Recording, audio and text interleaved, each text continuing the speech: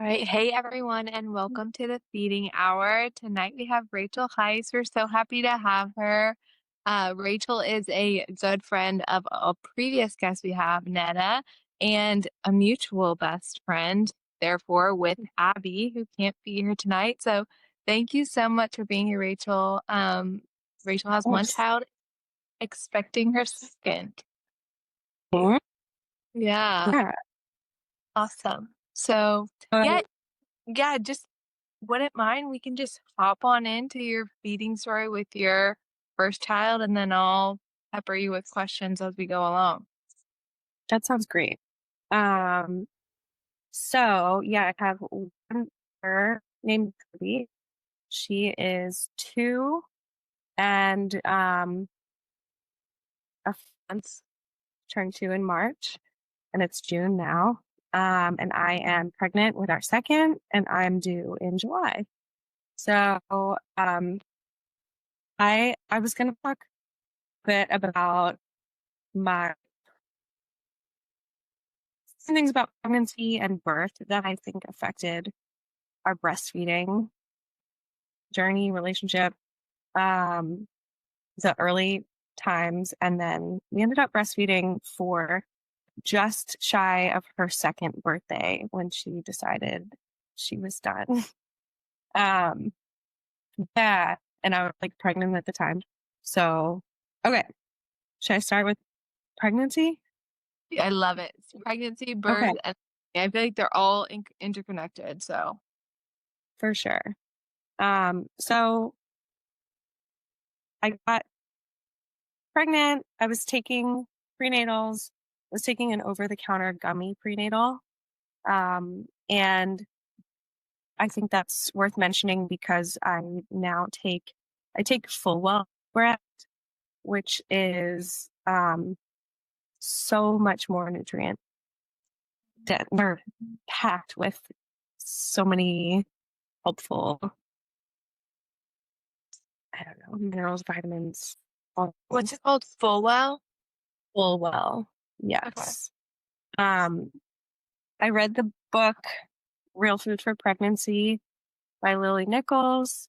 I'm not like completely following the type of that she meant, but I have certainly changed to like lots of protein, uh, like way less sugar.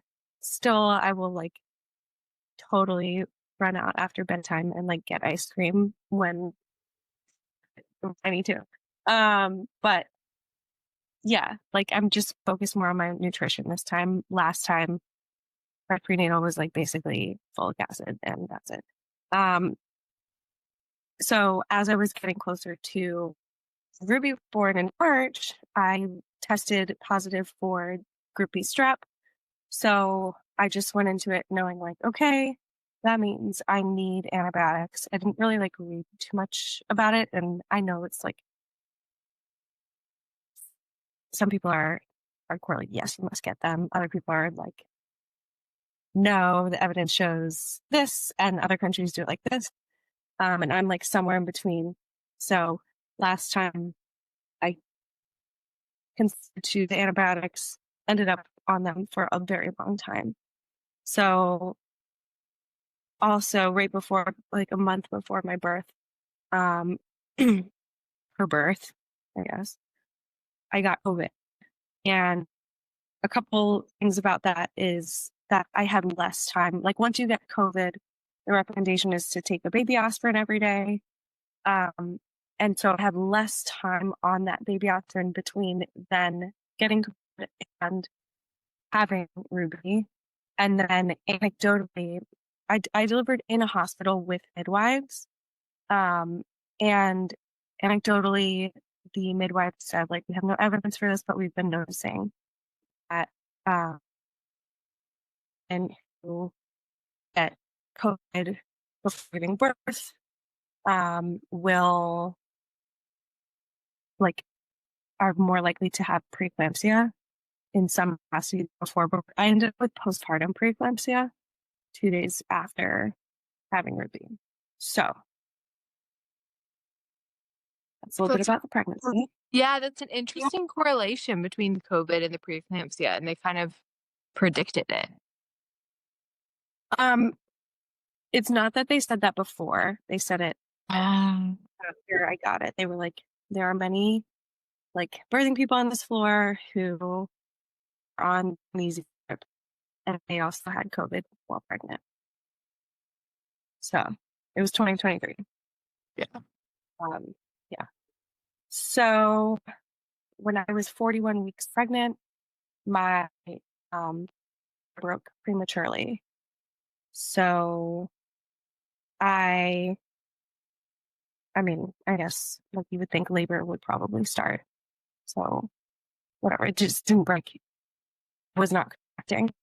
Um, I waited for my doula's recommendation. She's like, if you go straight to the hospital now, they're just going to start you on antibiotics and nothing's happening in your body yet. It is safe to wait a number of hours. So if you're comfortable with that, and she like gave me the more information about it. Um, like if you're comfortable with that, you can wait. Um, so I waited about 8 hours, and I did let midwife know because I was GBS positive. If I was negative, I would have probably waited like 24 hours to see what my body would do. But because I was GBS positive, I called a little bit later, like a couple hours later, they were like, you need to come in. And I was like, I don't, I don't think it's like that urgent. But they were like, Yeah. just come in soon. And I was like, okay, I'm gonna like see what happens for another hour or so, and then like, stretch to 2 hours, 3 hours, and then anyway, when we went to the Could you talk more hospital, about yes positive? Sorry to interrupt. yeah. Um, Group B strep is a bacteria that is like naturally existing, and they test you for that at 37 weeks with a swab in the vagina and around the rectum. And it is a transient bacteria. So if you test negative for it, it doesn't necessarily mean that you don't have it at the time of birth, but they don't retest, and vice versa. So if I tested positive, if they had tested closer to birth, it could have gone away. But they just don't test. And um, something that helped me learn more about it in this pregnancy, especially, is evidence-based birth. If you've heard of that, there's a website, team of researchers, a podcast, even articles. So they give more information on that and how other countries respond with antibiotics, or like do kind of like we a lot of times like talking about wait and see is like not the way to go, but like with this, it's possible to wait and see if an infection occurs. That said, consequences very, very, very low. Chances of a GBS positive infection in a newborn is like very detrimental. So Got you to. just have to research and decide. Okay, sounds good. Yeah. So then Yeah. you go to the hospital a little bit earlier than perhaps you would have because you're GBS positive, and then you get to the With hospital. GBS positive with waters broken. Okay. So you're more likely for infection like into the uterus, Okay. go into the uh, amniotic fluid and whatnot. So I go to the hospital. This is a Sunday. Ruby is born on a Tuesday. So from the time my waters broke to the time she was born was about 52 hours. I was not in active labor the whole time, but there were no progress with my cervix. Overnight, at the hospital, I started with side attack and then Pitocin. So the cascade of interventions that we were before recording, like kind of happened. Um, Ruby wouldn't tolerate the Pitocin contractions in certain positions. Um, and I was personally managing the contractions. Okay. It wasn't the Pitocin level that worked for my body was like, I couldn't go a little too. And I think it was like 22 or 24. So they would like turn it off, let her settle, turn it on. Like they settled on like a literal, like a one. They don't typically give you that level. Um, or that's for me. Um, with her heart rate decelerating, they ended up putting a couple things. They changed the monitor to be the like little wire in her scalp. Number one, which made me very sad.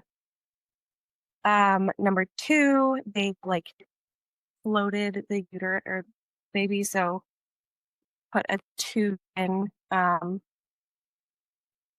I maybe that called an IUPC. Can't remember intrauterine something catheter.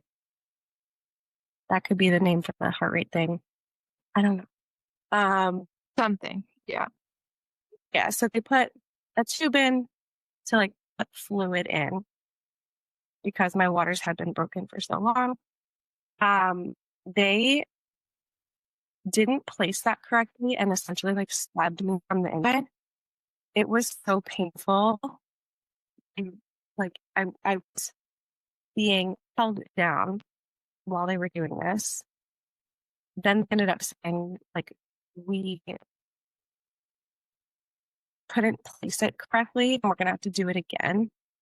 Um, this is gonna fall out. The like thing stays in there.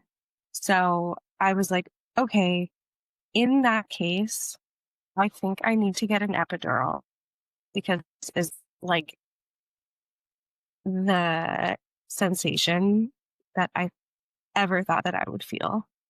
Um, if you're gonna have to do it again, it's not birth, that's not contractions. So ended up getting an epidural when that was not the plan.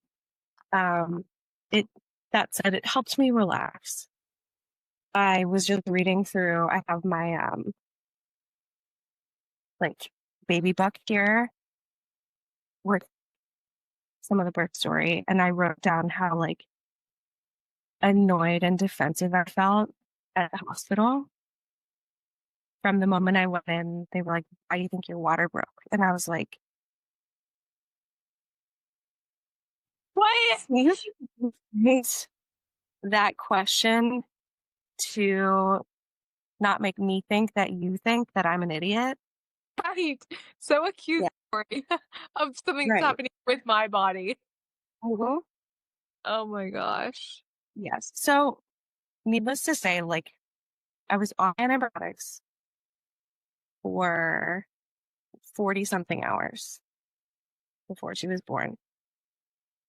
I had Cytotec, Pitocin, an epidural, um, an IV with antibiotics.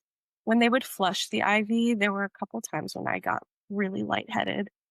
Um, I don't, it didn't help me feel calm. Um, we were dealing with like heart rate decels after like, you know, labor augmentation medications. Um, I pushed for, so like we finally, like cervix opened, we were ready. I pushed for 2.5 hours. Was like, my husband jokes that they threatened me with an episiotomy. They just, it was like a gentle, like, we need to, like, it's something we could consider. Um, and I was like, oh, hell no, like, we're pushing, got her out. Also, at one point, a cesarean was brought up. And I do believe that because we had a doula who helped us basically know to say, um, like, can we see what happens with the next few contractions?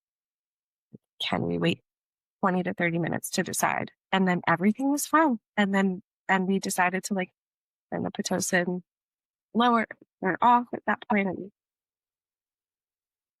I believe if I was with an OB team, I would have had a cesarean. Instead, ended up with a vaginal birth. That was the absolute best part. It was great. Um, and then, so she was born on a Tuesday. We were not discharged until Saturday. So, I don't remember the first latch very well. I remember I was FaceTiming Netta, who was like our like IBCLC. I don't even remember if she was an IBCLC at the time. I feel like she was. Um, or she was like almost there. So we FaceTimed her in the hospital and she like noticed a few things. So like Ruby had a really recessed chin. She couldn't stick her tongue out. The latch was like, she helped us like try to find a latch, but it was like not great.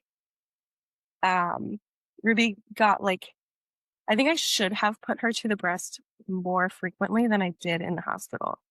So I will be doing that with this next baby, just like constantly to the boob. Yes. This time I was like, well, I just fed her. Like, what is like, I don't know what to do. Just like put her to the boob again. But like couldn't latch that well. She ended up having like jaundice on Thursday, the day we were supposed to get discharged. And I ended up having postpartum preeclampsia. So we were both admitted back to another room. I get the 24-hour magnesium drip, and she needs supplementation, and our hospital offered donor milk. So we went with that. With the magnesium drip, I think like I just like couldn't get up to get her. I was tied to the bed, and of course, he was there and just like handed her to me and all the things. But that was tough. Was the donor milk like, did they suggest the donor milk because they could add supplement to it, or was it because of poor latch? Or it it's not that they added anything to it. It was just that like she couldn't even get enough colostrum. I don't believe like out of me. gotcha. So like nothing was helping her go to the bathroom. Yeah, Yeah, you know. gotcha. So yeah, she just like needed more intake to be able to have more output. Okay. Um, so I started pumping on while I was like tied to the bed on the magnesium drip with like, I didn't even bring pumps that like the hospital had them. That said, like, I mean, the flanges were way too big and my nipples went out looking like hot dogs. I was like, this adds another layer of grief to Yeah. experience. Gosh. That's a terrible shape to see.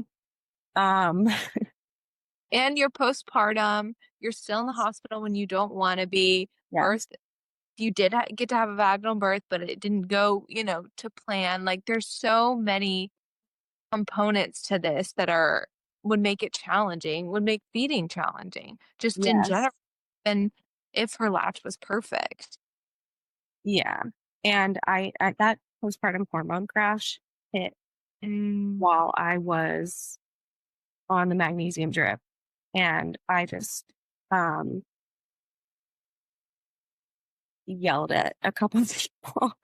It was like, you know, I I counted how many times I had been poked and prodded with a needle or like a tube or whatever, and it was like 25 times.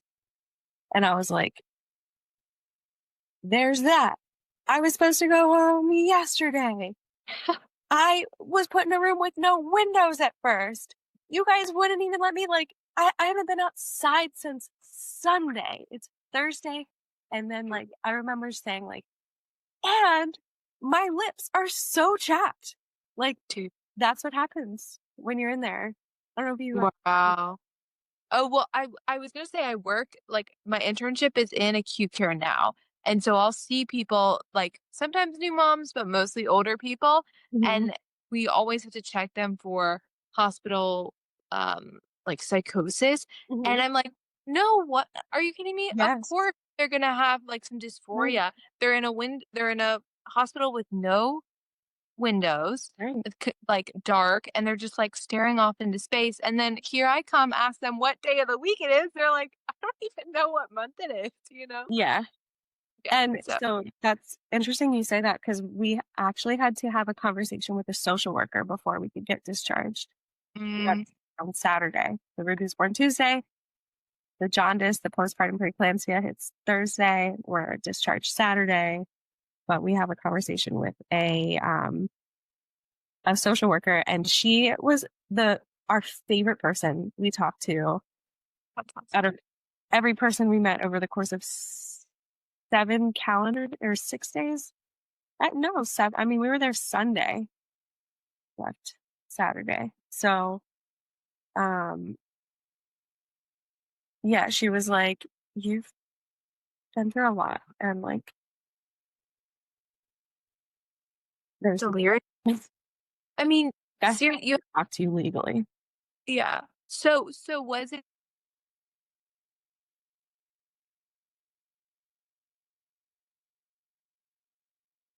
Oh, you froze.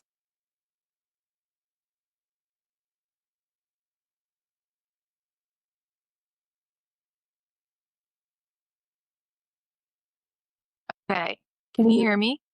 Yes. So Okay, I said follow up to that, like, did the nursing staff send the social worker in? I think so. Maybe they have a requirement Interesting. to do that. If a mom raises her voice, cries, I don't know Wow, as a human. Sorry. I'm trying exactly. to hold back my bias, but I God, know. that's challenging. Yes. Um, but okay, so I think fast forward to discharge on Saturday. Netta actually spent the night at our house that night. And so she actually helped with so much. She helped with latch. She did oral assessments on Ruby. She helped us with some like mobility exercises, with like her body, like, and like reducing tension, the guppy pose and stuff like that, and moving the head, and then getting her tongue to come out as far out as possible, and like move to the side here and there. And she helped us establish triple feeding. So at that point, Ruby was born Tuesday. Saturday, I was pumping enough, like, into those little tubes that the hospital gives you. So I had like some milliliters, not ounces. Um, and so I would pump, or I'd feed her first. She would fall asleep at the breast, working so hard, couldn't get much. And then I would pump, and then Zach, my husband, would feed her um, with a syringe, like we would do side, um, kind of like paste feeding with a syringe. So she'd be laying on her side on a pillow to mimic breastfeeding, and then Zach would do the syringe and like kind of try to get her sucking a little bit.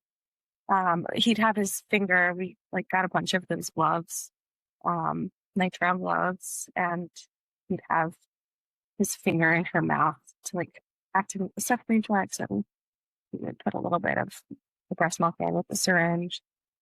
And so yeah, we did that every 2 freaking hours for like a week. Um, that was a lot.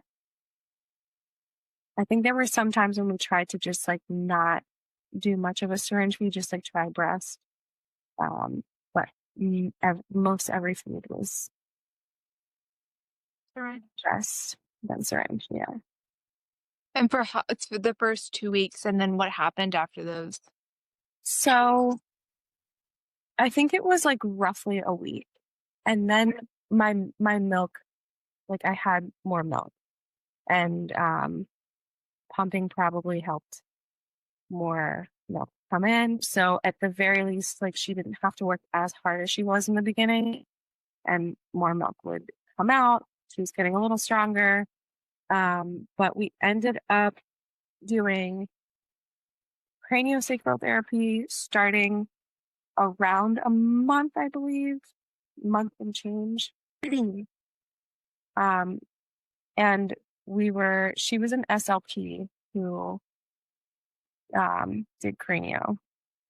And so that was awesome because she could kind of like do oral assessments as well. And with each visit, Ruby just like, it seemed like she elongated a little bit. She just became less tense.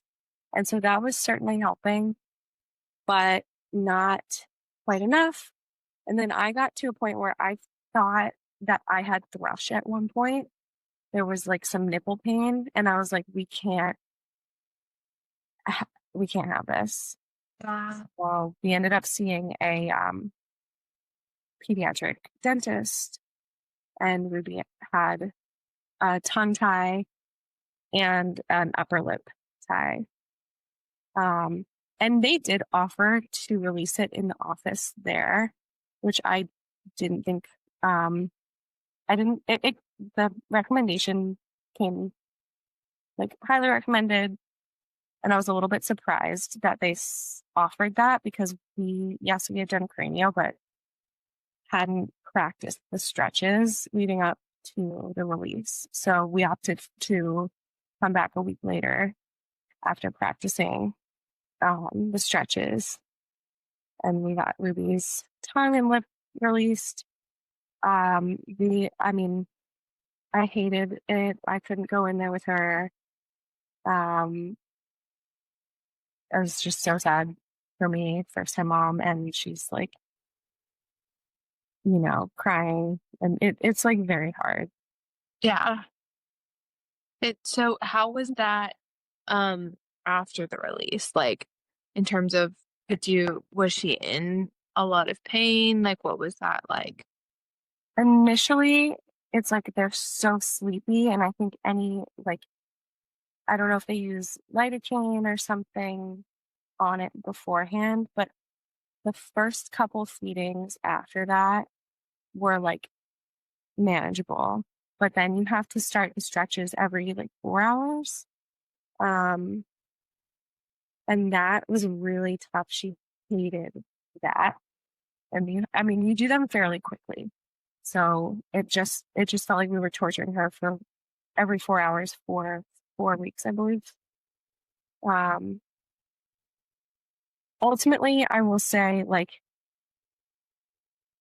it it was worth it. We will do it again if this baby needs it because she was able to eat so much better. Noticed she started sleeping with her and like holding her mouth closed. And I would check to see if her tongue was suctioned to the roof of her mouth, and it was more and more.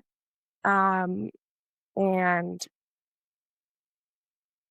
yeah, I think that's what helped her um, be able to do a lot of things, like not just breastfeeding, but like he was an early sound maker, talker. Um, Eating is going really well. Um, she sleeps with her mouth closed to this day. It's great. Um, So, yeah, I'd love to talk about like what weaning was like because you said she weaned herself, and then anything you want to share about, yeah, what she's eating today, and because it's funny, like I do think that the breastfeeding and the language is connected because we talk about how feeding is communication mm, and responding to your baby yeah. by, responsive feeding. It's Hmm. like, well, they're more likely to communicate because they know that those communication attempts are going to be met. So, Yeah.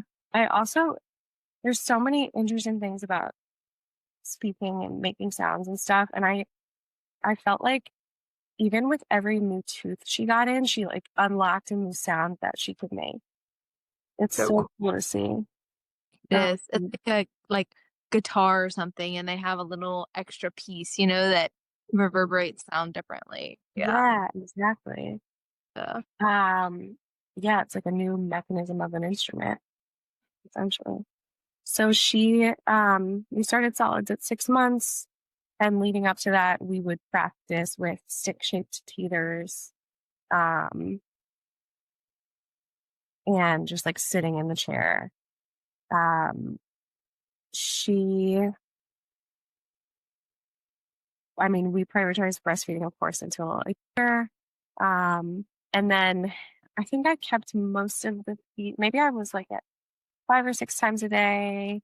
She was still feeding overnight. She didn't start sleeping through the night till maybe, like, 14 months. And then if that's not linear, like, she would sleep through the night for a few months, and then some big life change would happen, and, like, changing nannies, starting school, so then she'd be up a bit or, like, getting sick. Um, and then, it's not linear. But I dropped feeds as they became, like, honestly annoying for me. And, I think I either dropped bedtime or nap time first. And a lot of people recommend not dropping that one first, but it's like whatever works for your kid. For me, it was like she goes to sleep so much faster with my husband and a bottle of milk. Like it's either my personality or like our relationship or breastfeeding, not sure, but it would like keep her stimulated and she'd have trouble falling asleep. So I dropped one of those first. I dropped maybe like um like what would be a snack time feed. I like kind of just replaced that with offering a snack. Um she was I think our last two feeds that we kept the last feed we kept was when she first woke up in the morning. I loved that she's so cuddly and happy when she wakes up. Um and so I think around when she was a year and a half ish, or shortly thereafter, um, maybe like 20 months, we were only feeding in the morning when she woke up. And so I was like, this could end any day now. Like, I don't know how long my body will make milk one time a day. Um, and it did, and it kept going. And then I got pregnant, and it's still like I was still producing milk, and it was still like really nice. Like I'd bring her into our bed in the morning and just breastfeed her, but I would kind of like lean back and have her she would be on top of me. And then as my belly grew, I was like, all right, this is uncomfortable. So we would do like side lying. And then it got she got like so distracted. And so at a certain point I was like, do you want a bottle of milk or mommy's milk? And she would like say which one she wanted. Some days it was a bottle, and then I still like offered the next day just to see if anything was there. And she's like, "Mommy's milk." Okay. And then like I actually have a video of what ended up being the last time we were breastfeeding. My husband took a video, and she just like unlatches herself, and she's like, "That's your nose. That's your glasses." He's like, "That's your mustache." Yeah, it's so funny and cute. Um, So funny. They yeah, say the darndest things. I know.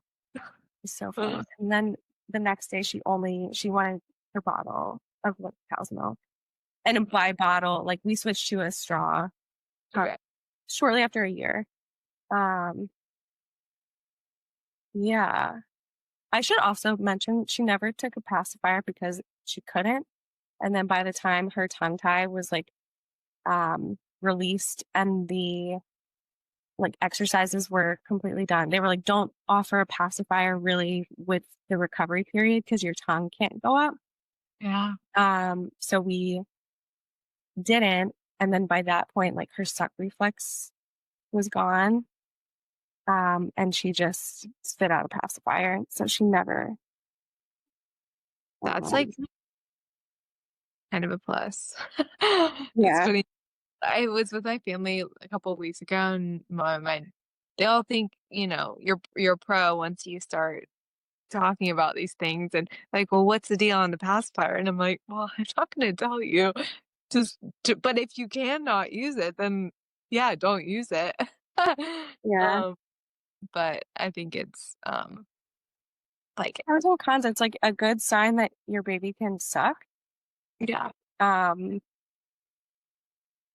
and like you don't want to miss like the feeding cues and you don't want their tongue to be like dropping low and the pacifier to mold their mouth instead exactly. and like Like a tendency and mm, their teeth, yeah, it changes the shape of their mouth for sure. mhm. Um, wow. Well, okay, that's an awesome story. I mean, in terms of like really honest and raw, and I feel like you did a great job at really the through line like of prenatal birth feeding and weaning. Mhm. Is there anything else you want to share about this pregnancy or whatnot before I ask you our final question? Sure. Well, I think like I talked a lot about how like the things that made it difficult. Um, but it also got to a point where it was the easiest thing to do. And like pumping bottle feeding was so cumbersome. And like Ruby just ate really well. And I was able to like passively collect milk, also pump.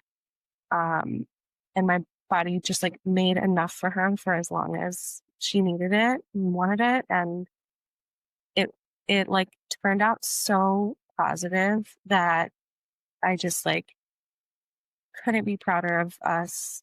Um, and it wasn't, I don't look back on that and think like, oh my God, like that was so much work.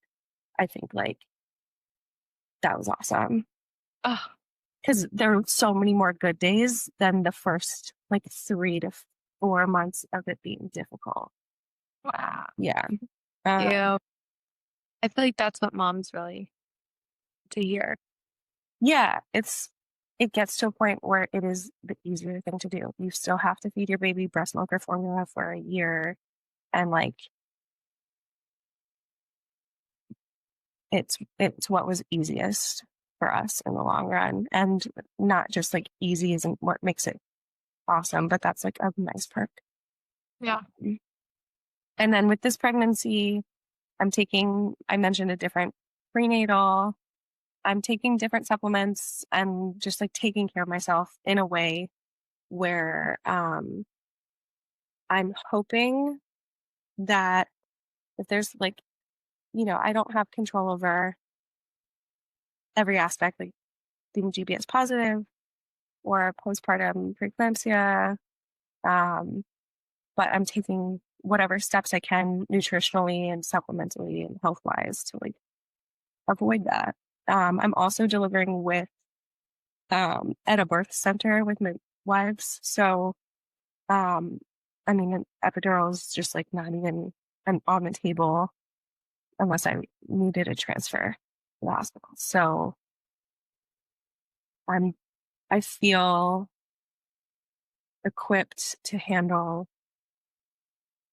and like to understand more of what's going on should anything out of the plan Yep. arise. Yeah, absolutely. And like from everything you went through with Ruby and feeding, I just feel like you can look back and think that like I did that, Mhm. I mean, we did that as Mhm. a dyad and as a family. And so it's like, let's do this thing. Yeah. Yeah, we're like Cool. ready to do it again. Yeah. Yeah. So we always ask to end an episode what you would tell a new mom who's experiencing feeding issues. Oh man. I think like it's really easy to have bad experiences with IBCLCs or like lactation consultants. Don't be discouraged and don't just let anyone make you feel bad. I saw someone um outside of Meta like once we got home and like a lot of the things she was saying were like there were like two helpful things and then a lot of it was like, oh, we sell these like heat massagers. We sell these like breastfeeding pillows But and like, oh, she probably doesn't have a tongue tie. Like she didn't even do an oral assessment. So like if you are not having luck with an IBCLC, like even reach out to someone for a virtual consult, like who you find on Instagram who's helpful. Like if you hear this podcast, like you guys sound I mean, I'm confident that you know what you're talking about. thank you. Um yeah, and can find like so many good resources for you guys. So like don't let anyone make you feel bad. So true. So true. Like if you, I think we've said this before in other episodes, but like if you meet a provider and they just aren't for you, then like they aren't for you. Cut Mhm. ties and move on. You know what I mean? Like Yeah. you are never stuck. You always have a choice. And that's the beautiful thing about things like Instagram and just the internet is Yeah. you have options. And I thought that I felt the need to explain our whole like set of goals and backstory to like Ruby's pediatrician, to the first lactation consultant we saw, to like whatever specialist, blah blah blah. And I got to a point where I was like, and like the amount of people we saw in the hospital, like I felt the need to like explain everything to everyone. And I remember telling my husband at a certain point early on where I was like, I'm just like not even talking to the pediatrician about this at the next appointment. If I mean, I'll let them know she got the release. I'm not asking for their blessing. I'm not asking for like their opinion when, you know, the one pediatrician was like, maybe it's a mild tie. Like, all right, whatever. I'm like having nipple pain. So Yeah. I'm not listening to you. I'm not seeking counsel from you. You're not helping. And I don't need to explain myself and get approval from you. Yeah. There's this awesome quote that's like, if you want to make the wrong decision, ask everyone. And Yes. and it's like, especially in motherhood, I would think that like sometimes most of the time trusting your intuition is the best thing you can do. And Mhm. then just being like keeping that in your heart. You know what I mean? Like Yeah. And it accepting. took a while to find that intuition. I like heard that over and over and over. But like the anxiety of wanting your kid to like, oh my God, is she not eating well? Like I need to like make sure every single health metric is ticked off and um that can override your intuition sometimes. And so it took me a little bit to find my intuition and trust it. And Yeah. it doesn't always click right away. And for people like women who aren't moms yet who are listening to these podcasts, I feel like that's something, at least for me, that like you can develop before you have a child of like, do I need all of these external things to tell me that I'm okay? Because that does there's the same patterns that I'm going to use as a mother to like, is my baby okay? Is my baby okay? Is the same thing I could like notice now. Am I asking my supervisor, my like teachers, am I okay? Like, and it's like, well, I know I'm okay. I don't need them to tell me Hmm. that I'm okay. Yeah. So, and if I'm not, I trust that I can make decisions. Yes, you So can handle it. yeah. Wow. Well, thank you so much, Rachel. I've Yeah. just really enjoyed this conversation and I Oh, good. cannot wait to we'll have to have you back on in like a year. when with the new baby. Yeah. Yeah, I hope to have like a very different start to the next story. Either way, your resilience is Handle really it. Yes. exactly. That's the beauty. That is the beauty. Well, thank you so much. And yeah, we loved having you on. Yes. Love the pod. Awesome. Alrighty. Good night. Bye. Bye. We're so happy you joined us for this episode of the Feeding Hour. If you are enjoying the podcast, please leave us a review or send it to a friend. It helps these feeding stories go out to the public and to new moms that might feel alone. If you have any feedback for us on how we can improve or would like to share your story, please email us at thefeedinghourpodcast@gmail.com. Also, if this podcast has helped you and you're in a position to give back, you can now support us on Patreon to help keep the Feeding Hour alive. Just $5 a month would really help us to keep it going. The link is in the show notes, and we would so appreciate it. Until next time, happy feeding.